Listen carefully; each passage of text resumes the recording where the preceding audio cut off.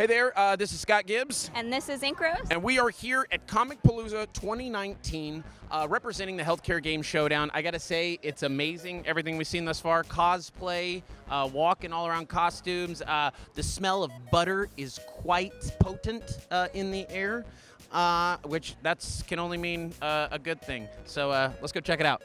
It's like we're at the world's biggest theater. Yeah, I kind of like it. This is your first con. Let me just walk you through a little bit about what you do. You typically walk around and you stare at other people. Is that Big Boy? That's Big Boy? It's the big boy. It's the Big Boy. All right. Learn something new every day. Got to abide by all traffic laws here. Make sure you look both ways. Oops, see right here, we got a little bit of a, yep, keep moving. Ink, you'll poke your eye out. Ink. That's really heavy. That looks really heavy. Okay. Maybe you tried the key sword? The key blade. Excuse me, key blade. Oh, God. He's following us. What do you love doing or creating most in this world? I think what I love in creating the most in this world are experiences. I just like having a good time, and I like trying to create that and share that with everybody else around. So imagine you could like make your own video game. You could design your own video game, and it had to have something to do with healthcare. What would you do? I don't know. Great answer. Great answer. Somebody recovering after surgery, they can't like get up and get going. Like, can you think of anything? Like an app on a phone, like a computer, or like VR. Keep going. Or like VR, like that job simulator game. Oh, keep going. You can keep You going. can make one where you're a surgeon or like a dentist to make, because then you can learn how to do things and get your own job before you get a job. What interests you about your profession? I can remember walking out of seeing Star Wars Episode 1, Phantom Menace, and the young Anakin Skywalker, and I mean, I was just blown away. I was doing the lightsaber dance. I had the original score on cassette tape that I would listen to, and so I went around school telling everybody that I was already acting in plays, and I said that I'm gonna be Anakin Skywalker in Episode 2. You just wait and see. It really made me want to be an actor and just tell those kinds of stories. Unfortunately, Hayden Christensen beat me. Still up in the air whether or not he did a better job than I could have. But I think it's telling stories and kind of escaping into those worlds, and certainly working in voiceover and anime. It's so far out there from our everyday lives. It's just a lot of fun to just take a break from the normality of it and escape into kind of a fantasy world. Hope we can find Grant Gustin. I really want to get a selfie with him. Have you seen Grant Gustin? Have you seen Grant Gustin? The guy. No. Could you call him? I wish I could. I really wish I could. Will you let him know we're looking for him? I would scream too much. I'm sorry. Yeah, me too. I would scream way too much. I know. Yeah. I would attempt to touch him, but that'd be weird. No, so would I. I don't think that's weird at all. Okay, now that is weird. He left. I'm done. I'm going home. We could settle for this. How and why did you become an improv comedian? Okay, let's start with the why. Simply because I liked to make people laugh. That started at a very young age. I can remember like the tingly like dopamine reward of getting a good laugh, like when I was in elementary school, and so I think that carried forward all the way throughout my education. I've been practicing improv with the Alley Theater for 5 years now, and then I get to exercise that muscle every single day when I'm working in the commercial and voiceover format, because everything is kind of happening just on the fly. So that would be the why and the how. Behind us, we've got the next best thing. Seems a little bit preoccupied right now. Just being in his presence, I think, is honestly, it's pretty amazing. Feels electrifying. It really does. I'm feeling the tingles in all the right areas. Gustin, right? Yes. Oh my gosh, we have been trying to track you down all weekend long. Your publicist said you were busy, but can't believe you would just make yourself open to being here in the Grand Hall. Yeah. Yeah, I know. You were getting, I see lots of requests here, but I'm just wondering if we could maybe, I don't know, like get a selfie, do you think? Oh, of course. Yeah, okay, great. Oh my God. I love selfies. Sorry, I got a text from my mom. I got to just clear that. Okay, all right. Quite popular. I saw on text messages. Yeah, I know. Yeah, I've got to really clear those out. Okay, here we go. How do you do it? Oh, right. Oh, man. He's touching my waist. He touched my waist. It was amazing. Grant, thank you so much. Hey, man, best of luck on the next season. I think it's in the final season? Probably. Right? Okay. Yeah, okay. All right. Could you tell me about an obstacle you had to overcome in the workplace? Could you give an example? Well, considering my workplace is sitting on my desk and eating Cheetos, well, my major obstacle would probably have to be the fact that I have to have a proper sleep schedule. Very true. And I don't. You don't? So I have to get over that So and try to fix it. how many hours of sleep do you normally run on? Okay, I get a full 8 hours, but I go to sleep at 3. 3. So I have to overcompensate by getting up at 1 o'clock. It's very, very noble So- of you. The biggest workplace obstacle is having to get up at 10. Very true. If I have to go somewhere to an appointment. That's one of the workplace obstacles. Another one would probably be my birds tweeting when I'm trying to record videos. Ah, you're loud. Go sit here. That is a really tough obstacle. I mean, Yeah. how do you calm them down?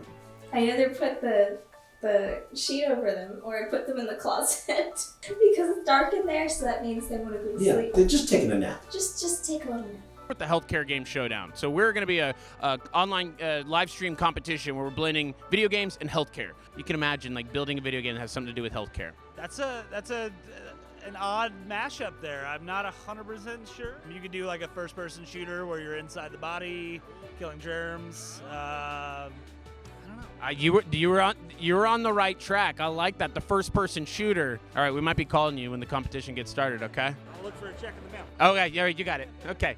We're not giving him a check.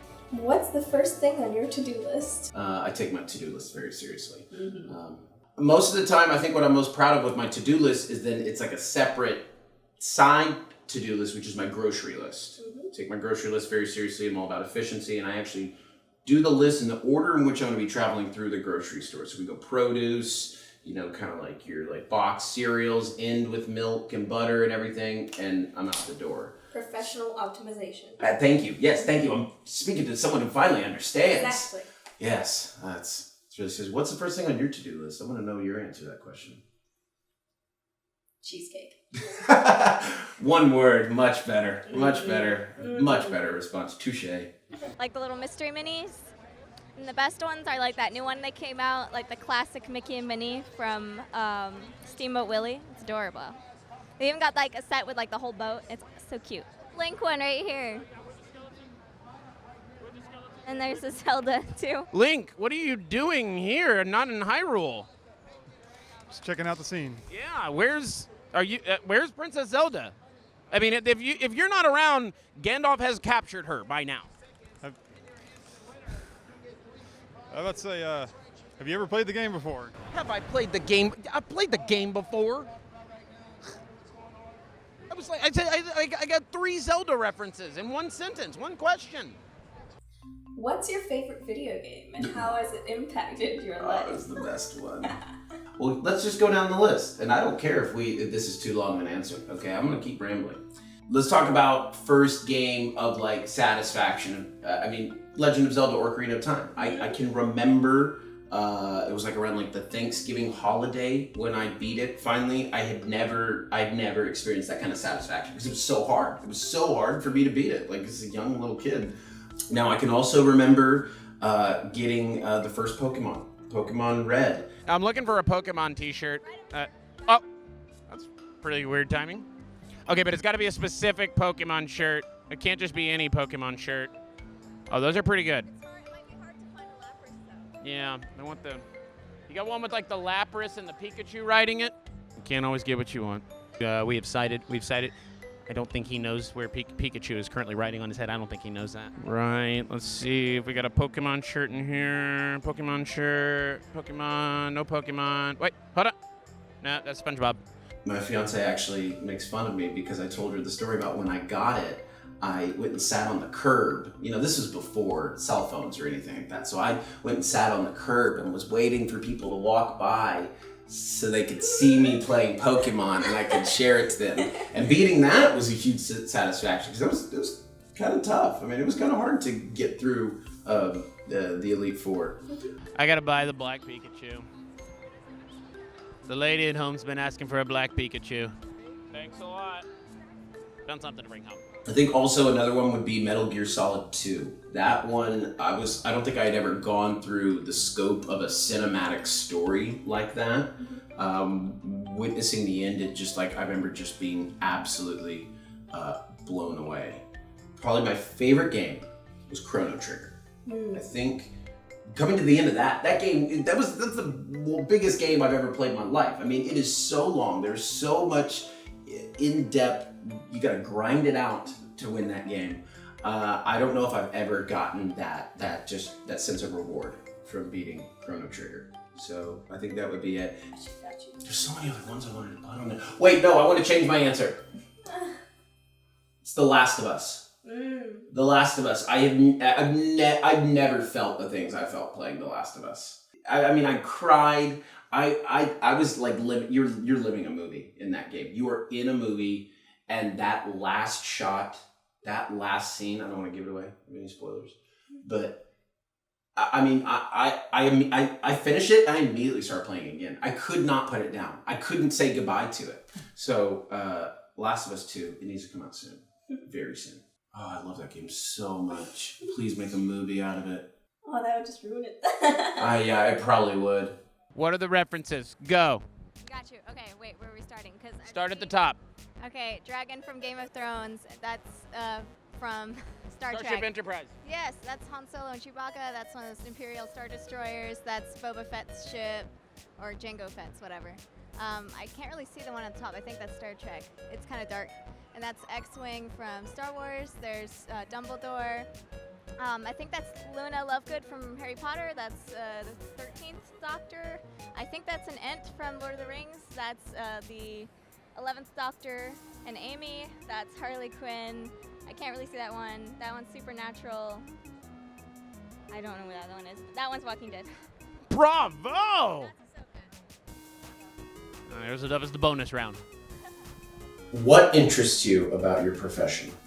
What interests me about writing, character design, voice acting, YouTube producing, all that kind of stuff. Like, the thing that's magic to me about characters and making characters and their stories is that people sometimes get really invested in some of these characters. So not only can you teach lessons, well, especially for younger kids' entertainment, or having these characters that they can identify with, go through really hard times, really hard struggles, but once they see these characters get through it, sometimes it really is inspiring for people who are going through similar problems in their lives to go through some of the stuff with these characters. So there's particular stories and movies that have really gotten to me because I can identify somewhat with the struggles of the characters. So it might be just fiction, but if you can use fiction to help people, then I'm gonna do it.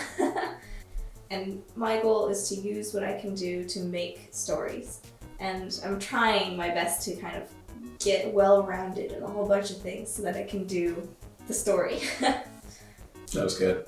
Thank you. That was good. Ever dream of making a video game? Surrender! For healthcare? Healthcare? Is that a call for mercy? There is no mercy in a fight for a job. Ready to fight for a job?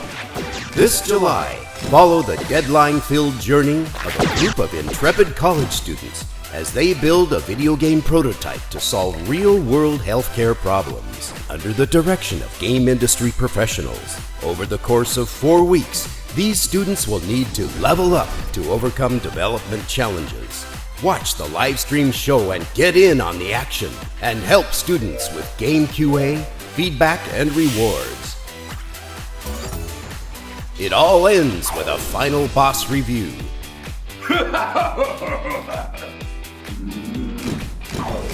Who will get the job offer? Hosted by Scott Gibbs and Ink Rose with Kevin Wu. Sign up now for show alerts.